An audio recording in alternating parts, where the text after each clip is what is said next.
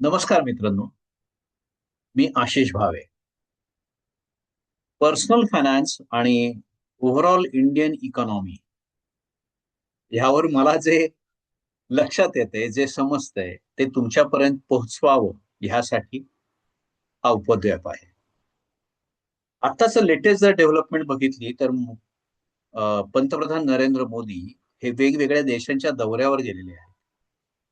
तर ह्या वेगवेगळ्या दौऱ्यांमधनं काय साध्य होणार आहे किंवा काय साध्य केलं जातंय ह्याबद्दल आपण एक बोलू. एकेका देशाबद्दल मी तुमच्याबरोबर संवाद साधणार आहे. आज आपण बोलू की नरेंद्र मोदी यांचा जो UAE दौरा झालेला आहे, त्याचा इकॉनॉमिक डेव्हलपमेंट किंवा इकॉनॉमिक ग्रोथ ओव्हरऑल यावर कसा इफेक्ट होणार आहे. सो आत्ताचा जो दौरा आहे तो फक्त एक राजकीय दौरा, ज्याला आपण डिप्लोमॅटिक व्हिजिट असं काही नव्हतं. तर त्याच्यामधनं भरपूर गोष्टी साध्य करण्याच्या दृष्टिकोनातून हा दौरा केला गेलेला. 2.5 तासाचा, काहीतरी 2.5 का 3 तासाचा हा दौरा होता. ह्यामध्ये energy security, foreign investment, infrastructure जी भारतामध्ये डेव्हलपमेंट चाललेली आहे मोठ्या प्रमाणावर, आणि एक long term long term economic growth ह्या दृष्टिकोनातून ह्या दौऱ्याचं महत्व, जरी कमी वेळाचा दौरा असला तरी त्याचा इफेक्ट खूप चांगला झाला. ह्या दौऱ्यामध्ये मेमोरेंडम ऑफ अंडरस्टँडिंग MOU झालेली आहे. त्यामध्ये महत्वाचा करार म्हणजे स्ट्रॅटेजिक डिफेन्स पार्टनरशिप, की ज्यामध्ये मरीटाईम सिक्युरिटी आहे, म्हणजे बोटिंग जे होतं, म्हणजे जे समुद्रमार्गे जो व्यवहार व्यापार केला जातो त्या दृष्टिकोनातून सिक्युरिटी. त्यानंतर सायबर सिक्युरिटी, सायबर डिफेन्स, ती सिस्टीम कशी बिल्ड करणे ह्याबाबत. ऍडव्हान्स टेक्नॉलॉजी, AI, हे जे आता नवीन युग आहे त्यामध्ये दोघांमध्ये एकमेकांमध्ये समन्वयाने काम करणं. त्यानंतर skill development, joint training program, जसं की शिप बिल्डिंग, शिप मेंटेनन्स यामध्ये जे काही ज्ञान आहे त्याबद्दल जॉईंट प्रोग्राम करणं. आणि कम्युनिकेशन मधली सिक्युरिटी, कारण का आता सायबर सिक्युरिटीमध्ये जे वेगवेगळे आयाम येत आहेत, आणि सायबर सिक्युरिटी ही जी आता सायबर थ्रेट्स आपण ज्याला म्हणतो, त्यामध्ये कम्युनिकेशन कसं सिक्युअर करता येईल, प्रोटेक्टिव्ह करता येईल, अशा दृष्टिकोनाची वेगवेगळ्या गोष्टींमध्ये MOU झालेली आहेत. आणि ह्याच्यामुळे काय होणार आहे की एक स्ट्रॅटेजिक लॉंग टर्म पार्टनरशिप भारताची बिल्ड होतीये UAE बरोबर, की ज्यामध्ये UAEचा पार्ट हा हे कॉन्ट्रीब्युशन आहे ह्यामध्ये. आणि त्याबरोबर स्ट्रॅटेजिक इन्व्हेस्टमेंट, जे इन्फ्रास्ट्रक्चर डेव्हलपमेंट भारतामध्ये होती त्यासाठी इन्व्हेस्टमेंटची रिक्वायरमेंट खूप मोठ्या प्रमाणावर आहे. त्याचा पण परिणाम होणार आहे. जेव्हा एखादा देश ग्रो होत असतं, एखादा इन्फ्रास्ट्रक्चर डेव्हलप होत असते, त्यासाठी सगळ्यात जास्त जी महत्वाची गोष्ट असते ती म्हणजे एनर्जी. तो ह्यामध्ये एनर्जी सेक्टरमध्ये जे मोठे मोठे अग्रीमेंट झालेत, जसं अबुधाबी नॅशनल ऑइल कंपनी ही कॉन्ट्रीब्युट करणारे भारतामधले जे स्ट्रॅटेजिक पेट्रोलियम जे रिझर्व्ह आहेत त्यामध्ये ते वाढवण्यासाठी मदत करणार आहे.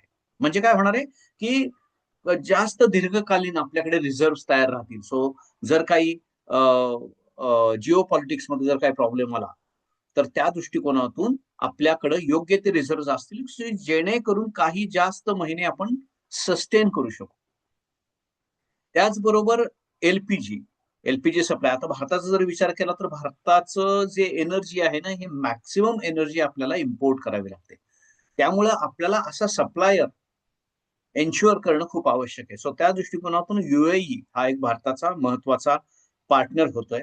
आणि त्याबरोबर महत्वाची गोष्ट म्हणजे डिफेन्स अग्रीमेंट पण, म्हणजे डिफेन्स सिक्युरिटी ह्या दृष्टिकोनातून सुद्धा आपले अग्रीमेंट झालेले, त्यामुळे दोघांना एकमेकाचा फायदा होणार आहे. सो भारताची एनर्जी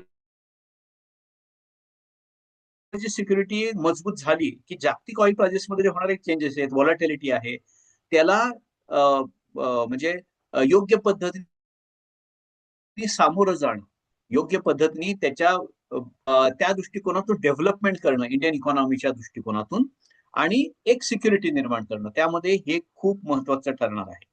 दुसरं म्हणजे जसं मी म्हणलं की फॉरेन डायरेक्ट इन्व्हेस्टमेंट, भारतामध्ये अंदाजे 40,000 कोटीची इन्व्हेस्टमेंट ही होणार आहे किंवा UAE करणार आहे, अशी घोषणा ह्या मीटिंग दरम्यान झालेली आहे. सो ही जी आहे इन्व्हेस्टमेंट, ही infrastructure development, banking, housing finance ह्यामध्ये होणार आहे. तसंच गुजरातमध्ये जे वाडिनार आहे तिथं शिप रिपेअरिंग क्लस्टर, त्यानंतर एआय आर्टिफिशियल इंटेलिजन्स जो आहे, AI super computing, skill development ह्यामध्ये सहकार्य एकमेकाला करायचं असं ऍग्रीमेंटमध्ये झालेलं आहे. सो शिप डेव्हलपमेंट, कारण का भारताचा जो तुम्ही बघितला भाग तर त्यामध्ये 3 बाजूने भारताला समुद्राची हे आहे, म्हणजे समुद्र आहे 3 बाजूला. सो मेरीटाईम आणि जो शिप आणि शिपचं त्यामधनं होणारा व्यापार ह्याची पॉसिबिलिटी भारतामध्ये प्रचंड आहे. तर त्या दृष्टिकोनातून शिप बिल्डिंग, शिप मेंटेनन्स वगैरे ह्या सगळ्या गोष्टी जर योग्य पद्धतीने डेव्हलप झाला तर भारत एक मोठ्या प्रमाणावर जगासाठी एक चांगलं हब होण्याची शक्यता आहे. सो याचा उपयोग काय होणार आहे?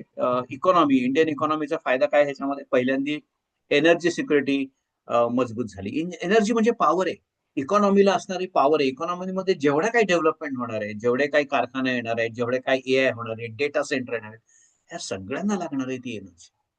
सो तो तो मी असं म्हणेन की तो आत्मा आहे आता डेव्हलपमेंटच्या सगळ्या दृष्टिकोनातून. तो तो अधिक चांगला मजबूत होणार आहे भारतासाठी. फॉरेन डायरेक्ट इन्व्हेस्टमेंट जसे 40,000 कोटी आपण म्हणलेलं आहे ती वाढणार आहे. त्यामधनं जे काही नवीन डेव्हलपमेंट होणार आहे त्यामुळे रोजगार मिळणार आहे. डिफेन्स या सेक्टरमध्ये जे भारताने इतक्या वर्षापासून डेव्हलपमेंट चालू केलेली आहे त्यामध्ये हा एक मैलाचा दगड आहे की एका कंट्री बरोबर आपण डिफेन्स पार्टनरशिप मध्ये जात आहोत.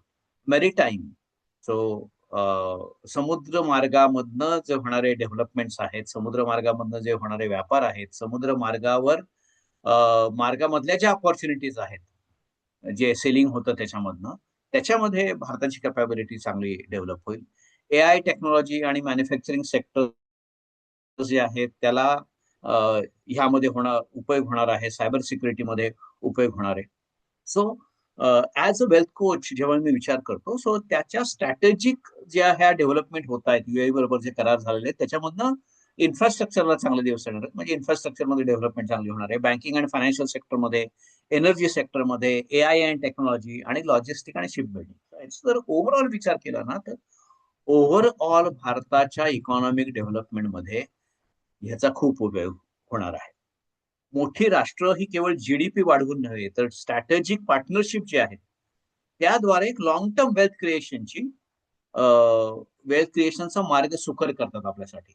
आणि तेच नरेंद्र मोदींचा हा जो युएई दौरा झालेला आहे त्यामध्ये एनर्जी, कॅपिटल, त्यानंतर टेक्नॉलॉजी, त्यानंतर मेरीटाईम सिक्युरिटी, त्यानंतर मेरीटाईम स्किल डेव्हलपमेंट ह्या सगळ्या दृष्टिकोनातून चांगली डेव्हलप होण्याची अपॉर्च्युनिटी निर्माण झालेली आहे. त्यामुळं इंडियाची जी ग्रोथ स्टोरी आहे ती मजबूत आहे. इंडियाची ग्रोथ स्टोरी आणि जे वेगवेगळे जे अटॅक जे इकॉनॉमीवर होतात, जगभरातल्या इकॉनॉमीला होतात, त्यामध्ये भारत एक रेझिलियंट इकॉनॉमी म्हणजे एक स्ट्रॉंग, योग्य पद्धतीने त्याला प्रत्युत्तर देणारी किंवा त्याला योग्य पद्धतीने प्रतिसाद देणारी किंवा योग्य पद्धतीने मॅनेज करणारी इकॉनॉमी म्हणून डेव्हलप होती. आणि त्यामुळं हे जे वेगवेगळे सेक्टर्समध्ये वेगवेगळे जे काम होते त्याच्यामुळं भारताचे संबंध किंवा भारताचं जे नावलौकिक आहे किंवा भारताचं जे तंत्रज्ञान आहे ते ग्लोबली इंटिग्रेट होणार आहे. सो त्यामुळं इन्व्हेस्टरसाठी जी इन्व्हेस्टमेंटची जी अपॉर्च्युनिटी ज्याला आपण म्हणतो आणि इन्व्हेस्टमेंटचं जे येणाऱ्या वर्षांमध्ये जे फ्युचर असेल, इन्व्हेस्टमेंटचं जे भविष्य आहे हे अतिशय चांगलं आहे. आज कितीही प्रॉब्लेम आले ग्लोबल पॉलिटिक्समध्ये, जरी वेगवेगळे इश्यू असले तरी भारताचा ग्रोथ रेट हा थोडासाच इफेक्ट पडणार आहे. पण तरीही भारत ही जगामधली सर्वात फास्टेस्ट ग्रोईंग इकॉनॉमी राहणार आहे आणि त्याच दृष्टिकोनातून आपली वाटचाल चालू आहे. त्यामुळे इन्व्हेस्टरसाठी आत्ताच्या ज्या काही अपॉर्च्युनिटी येतात, जेव्हा मार्केट पडतं, जेव्हा मार्केटमधनं जे एफ-आय-एस वगैरे जे मूव्ह आउट होतात वगैरे हे जे आपल्याला वाचायला मिळतं किंवा ऐकायला मिळतं, त्याच्यामध्ये मार्केटमध्ये जो फॉल होतो तो जर तुम्ही लॉंग टर्म इन्व्हेस्टर असाल तर तुमच्यासाठी एक चांगली अपॉर्च्युनिटी आहे. आणि हे जे व्हिडिओ आहेत हे फक्त एक अवेअरनेस सेशन, ह्याच्यामध्ये कुठलाही ऍडवाइस नाही, हे ऍडवायझरी नाहीत.